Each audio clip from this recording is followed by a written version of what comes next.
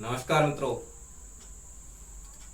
आज मैं बात करने के लिए आया हूं उत्तर प्रदेश के हाथरस कांड पर। जी हां, ये वो केस है जो अब मीडिया के द्वारा और राजनेताओं के द्वारा ज्यादा से ज्यादा दुष्प्रचारित किया जा रहा है। याद रहे कि हाथरस कांड की पीड़ित की मेडिकल रिपोर्ट, एफएसएल रिपोर्ट और पोस्टमार्टम रिपोर्ट से साफ है कि उस लड़की के साथ रेप नहीं हुआ। पुलिस रिपोर्ट से भी और पीड़िता तथा उसकी मां के पहले बयानों से भी यह बात पता चलती है। आप खुद देखें, यह है पीड़िता का पहला बयान। क्यों दबा दिया बताओ? हाँ?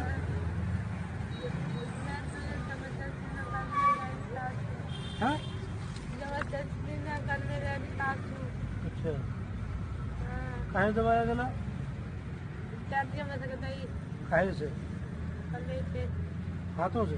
हाथों से और भी कहीं छोटा? नहीं गले जी बहन जी, मैं गला छोड़ो ना हुआ ने जीव दिखाइए। पापा कहाँ थे तुम्हारे? पापा तो यहाँ थपाने के लिए काम करते हैं।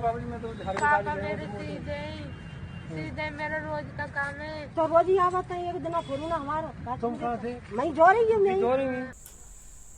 क्या हुआ, पूरी तरह समझ में नहीं आ पाया तो लीजिए और देखिए। यह है पीड़िता की मां का पहला बयान और पीड़िता का बयान। आपका रामा। क्या? रामा। रामा। कौन सा गाँव? बुलाड़ी। क्या घटना हुई? हाँ? क्या घटना हुई? कछु घटना ना आई है, जो पुरानी जैसे सुअर मर गया चले ही जाते हैं घुटन पर, तो उन तस्वीर बोन तो है वो जे कछु पुरानी के जे ही बस वही। आज क्या बात हुई? हाँ तो कछु बात ना, मतलब घास काटे रहे और पीछे तो कोई आ जाए बाजारा में तो हमें कहाँ मालूम पड़ रही है जय ही बस, और कोई बात ना। तो कौन आया था बाजी में होगा? झोरा क्या किया फिर उसने? जे का कहते जो पीछे ही में आ गई तो वहाँ बाजारा में खेच लगे। क्या नाम था उसका? संदीप। संदीप। हाँ गाँव का ही लड़का था? हाँ, गाँव को ही है, ठाकुरों को। तो क्या किया उसने? करो कछु ना है, नार काटी के वाले। किससे? हैं? किससे? रस्सी फस्सी तक तो काटी के, मैं तो देख ना पाई, मैं तो मारा मार चुकाटी भाई। क्या कोई रंजिश चल रही है? पीछे से उसकी माँ ने बोला रंजिश तो चल ही रही है। क्या नाम है तुम्हारा? क्या हुआ, किस बात को लेके इनको मारा है? अब ये इनकी माँ का पहला बयान है, ये पहला बयान है, ठीक है। इस बयान को भी आप बहुत अच्छी तरह से देखिए, समझिए और इसके बाद खुद से निर्णय लीजिए कि आखिर सच्चाई क्या है और क्या नहीं है, ठीक है। घास लेने गए थे यहाँ तो मैं मारपीट हो गई और मैं थोड़ी दूर थी तो वहाँ पीछे थे आगे घास लेने गई थी, वहीं मारपीट हो गई। बाल खींचे लगो कोरे पर बिल्कुल बाल लगा। मुझे मालूम है कि इसमें क्या एकदम कसी गई, आवाज ही नहीं निकली। किन लोगों ने कसी है? तू आता फिर? क्या किन किन लोगों ने मारा था? खाली एक ही लड़का था, क्या नाम है उसका? संदीप। किन लोगों ने मारा था? खाली एक ही लड़का था। क्या नाम है उसका? संदीप। सुनिए दोबारा। किन किन लोगों ने मारा था? खाली एक ही लड़का था, क्या नाम है उसका? संदीप। बाकी का नाम है गुड्डू। क्या वो रंजिश चल रही है? हाँ रंजिश चल रही है। क्या रंजिश थी? पहले की हमारे ससुर की चांद खाते ही धराती थे। उन्हीं लोगों ने? हाँ उन्हीं लोगों ने। कितने साल पहले? कम से कम है गई 15-16 साल है। अब आप मुझे बताइए, जब आप किसी भी मामले को लेकर अपनी रिपोर्ट लिखवाने जाते हैं तो क्या आप पूरी तरह से ये सोच समझ कर जाते हैं कि आपके साथ जो भी हुआ है वही लिखवाना है, या ये सोच करके जाते हैं कि हमें तो बस रिपोर्ट लिखवानी है, मामला क्या हुआ है ये हम कुछ दिन बाद तय करेंगे। जैसा कि इस केस में हुआ, एफआईआर लिखी जाते वक्त ना तो पीड़िता ने अपने साथ रेप किए जाने की बात कही और ना ही लड़की के साथ मौके पर मौजूद रही उसकी मां ने। घटना के 8 दिन बाद लगाया गया था रेप का आरोप। पुलिस को जो शिकायत दी गई थी उसमें हत्या के प्रयास की बात कही गई थी और एक ही व्यक्ति के लिए कही गई थी जिसका नाम संदीप बताया जा रहा था, जिसके साथ हाथापाई की बात भी कही थी मां ने। तो फिर उस लड़की के साथ रेप हुआ और सामूहिक रेप हुआ, यह बात चिल्ला चिल्ला कर कौन जनता को गुमराह करके उत्तर प्रदेश में दंगे भड़काने की साजिश रच रहा है? आइए जानते हैं। आज हम कथित खोजी पत्रकारिता के जनक, देश विरोधी लोगों के चहेते चैनल पर प्रसारित वीडियो के द्वारा ही ये समझने का प्रयास करेंगे। हाँ, तो कथित सच्चे पत्रकार मैग्सेसे अवार्डधारी शुरू कीजिए। पिता पर जो ये जख्म दिया गया है उसका उनके दिलो दिमाग पर क्या असर पड़ा होगा सोचिए। बलात्कार और हिंसा का सदमा, वो फिर सच के मौत देवता। का एक सदमा। मिनट बलात्कार कैसे बोल दिया आपने? किसी लड़की के साथ बलात्कार हुआ है या नहीं हुआ है, ये उसकी मेडिकल रिपोर्ट बताएगी। और यहां तो 3-3 रिपोर्ट चिल्ला चिल्ला कर कह रही हैं कि बलात्कार नहीं हुआ। तो क्या आप स्वयं वहां मौजूद थे जो आप इन रिपोर्ट्स को नहीं मान रहे हैं? तो सबसे पहले तो बलात्कार की झूठी खबर मत फैलाओ। सच ये है कि दोनों परिवारों में पुरानी रंजिश चल रही थी और अब लड़की पर जानलेवा हमला किया गया था। अब आप कहोगे कि हम ही नहीं, आज तक भी यही कह रहा है। तो सुनो, आज तक चैनल चाहे कितना भी झूठ बोल रहा हो, लेकिन आपको तो सच बोलना है। और वो लड़की की फॉरेंसिक रिपोर्ट को भी आधार बता करके ये भी कह रहा है कि पीड़िता की बॉडी पर स्पर्म नहीं मिला।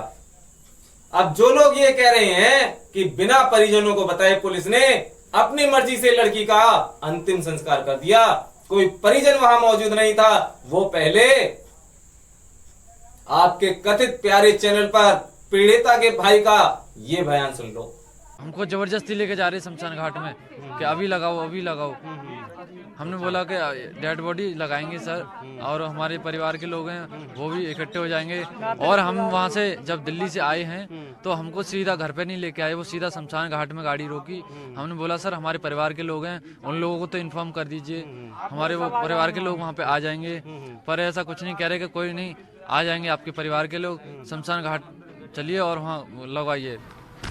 तो सुना आपने, वो एम्बुलेंस जिसमें पीड़िता के सबके साथ उसके बाप और भाई भी मौजूद थे, पुलिस उस एम्बुलेंस को लेकर सीधा शमशान घाट पर पहुंची और परिजनों से बोली कि आपकी बहन बेटी है, आप इसका अंतिम संस्कार करो। मतलब उनका जो हक था उस हक को पूरा करने का अधिकार पुलिस ने उन्हें दिया था। हाँ, तो अवार्डधारी जी फिर क्या हुआ?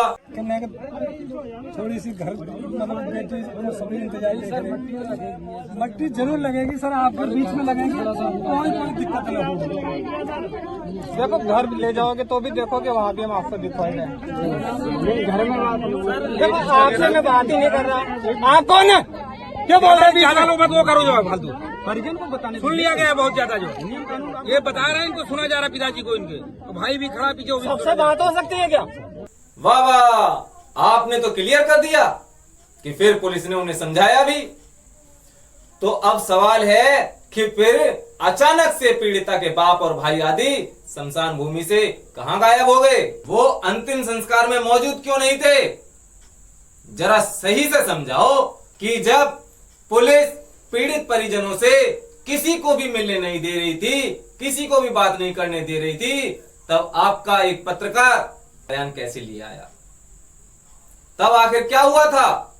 मृतका की चिता जलाने के फौरन बाद करीब 3 बजे हमारे सहयोगी अरुण कुमार सिंह जब पीड़ित परिवार के घर पहुंचे तो देखा परिवार के लोगों ने घर का गेट अंदर से बंद कर लिया था। उनका कहना था कि पुलिस रात में जबरदस्ती अंतिम संस्कार कराने पर अड़ी थी। अंतिम संस्कार परिवार के बिना नहीं हो सकता था, इसलिए परिवार और रिश्तेदारों ने खुद को घर में अंदर से बंद कर लिया ताकि जबरन ना ले जाया जा सके। इसके बाद भी पुलिस ने अंतिम संस्कार कर दिया।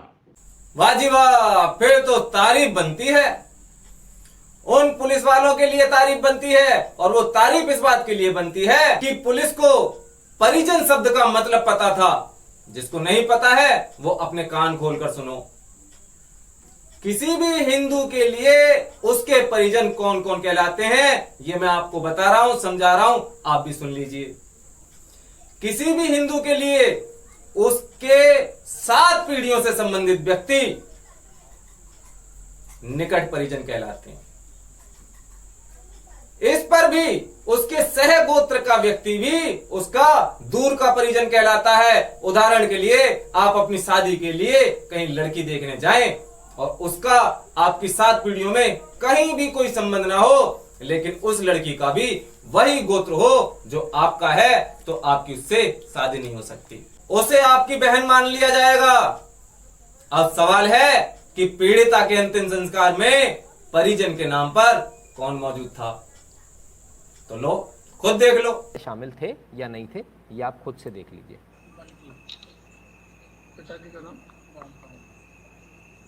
निवासी, आप बाबा? अच्छा है। और पिताजी का नाम क्या है? यहीं के रहने वाले हो? अच्छा, नहीं लड़की बाबा, आप बाबा हो ना? ये लड़की के बाबा हैं। ये पीड़िता के पिता के चाचा हैं, यानी कि पीड़िता के दादा हैं, यानी कि पीड़िता के निकट परिजन। अब जब पीड़िता के पिता और भाई, जो कि शायद 25 या 50 लाख के लालच की वजह से झूठे आरोप लगा रहे हैं, वो अपनी बहन बेटी के सबको शमशान में ही छोड़कर भाग आए और खुद को घर में बंद कर लिया, शायद किसी के ये आइडिया देने पर कि आपके बगैर पुलिस सबका अंतिम संस्कार नहीं कर पाएगी। तब उस परिस्थिति में जब दोगली मीडिया और दोगले नेता पीड़िता के सबसे भी अपने अपने हित साधने में लगे हों और प्रदेश की ही नहीं बल्कि देश का माहौल खराब करने की कोशिशों में लगे हों, जब किसी पार्टी के नेता उत्तर प्रदेश पुलिस और सरकार पर कुछ भी मनगढ़ंत आरोप लगा रहे हों और अपनी राजनीति चमकाना चाह रहे हों, जब उत्तर प्रदेश में ही बलरामपुर में शांति दूतों के द्वारा किए गए बलात्कार पर चुप रहकर और हाथरस में झूठे रेप केस में राजनीतिक रोटियां सेकना चाहते हों, जबकि उनकी जहां खुद की सरकार है वहां 24 घंटे में 16 रेप केस दर्ज होते हों, उस पर चुप और बीजेपी शासित प्रदेश में हल्ला मचाने जाते हों, जब दोगली मीडिया रुपयों के लालच में अपना दोगलापन दिखा रही हो और देश की भोली भाली जनता को गुमराह कर रही हो, तब अगर उत्तर प्रदेश पुलिस ने पीड़िता के निकट परिजनों, उसके दादा आदि की अनुमति लेकर उनसे पीड़िता का दाह संस्कार करवा दिया, तो उत्तर प्रदेश पुलिस की तारीफ तो बनती है। आखिर उन्होंने देश विरोधी ताकतों और उनके देश विरोधी एजेंडों को मुंहतोड़ जवाब जो दे दिया है। मीडिया वालों थूक लो, पर याद रखना इसे चाटना भी तुम्हें ही है, ये मैं नहीं। ट्विटर पर एक ट्वीट करता दीपक शर्मा जी कह रहे हैं, ऐ मेरे देश की भोली भाली जनता, ये भी याद रखो कि कोई भी मीडिया संस्थान, कोई भी चैनल केवल और केवल टीआरपी से नहीं चलता, उसे पैसे की सख्त जरूरत होती है और इसी पैसे के लिए ये मीडिया अपना दोगला रवैया अपना रही है, ये राजनेता भी दोगला रवैया अपना रहे हैं अपनी राजनीति को चमकाने के लिए, अपनी राजनीतिक रोटियों को सेकने के लिए। आपको याद है सुदर्शन न्यूज के सुरेश चवाड़के जी ने सुदर्शन न्यूज पर यूपीएससी जिहाद का खुलासा करना शुरू किया था। उनकी भी टीआरपी कम नहीं थी, लेकिन फिर भी उनके इस प्रोग्राम को बीच में ही रुकवा दिया गया, उस प्रोग्राम पर स्टे लगवा दिया गया सुप्रीम कोर्ट के द्वारा, और सुदर्शन न्यूज के विज्ञापनदाताओं को धमकाया गया, डराया गया, जो भी तरीका लोगों से अपनाया गया उन जिहादियों ने अपनाया और सुदर्शन न्यूज के विज्ञापनदाताओं को विज्ञापन देने से रोक दिया। किस लिए रोक दिया? ये इसलिए रोक दिया क्योंकि अगर किसी भी चैनल के पास पैसा नहीं होगा तो वो अपने किसी भी कर्मचारी को, अपने रिपोर्टर को, यहां तक कि अपने पेंट्री बॉय को भी सैलरी नहीं दे पाएगा और अंततः वो चैनल स्वतः ही खत्म हो जाएगा। इसलिए किसी भी मीडिया चैनल को चलाते रखने के लिए उसे पैसे की जरूरत होती है। शायद उन्हीं चंद सिक्कों की खातिर ये दोगली मीडिया बिक गई है और इसीलिए भ्रामक तथ्य प्रचारित कर रही है। जबकि हाथरस कांड की पीड़िता की 3 रिपोर्टें मौजूद हैं और तीनों ही चीख चीख कर कहती हैं कि रेप का कोई साइन नहीं मिला। हाँ, उसके साथ मारपीट हुई, उसकी गर्दन की हड्डी में चोट थी और वो हार्ट अटैक से मर गई, ऐसा उसकी रिपोर्टें कहती हैं। बस मैं आपको यही समझाने के लिए आया था कि इन भ्रामक तथ्यों पर ध्यान न दीजिए। हकीकत क्या है ये खुद से चेक कीजिए।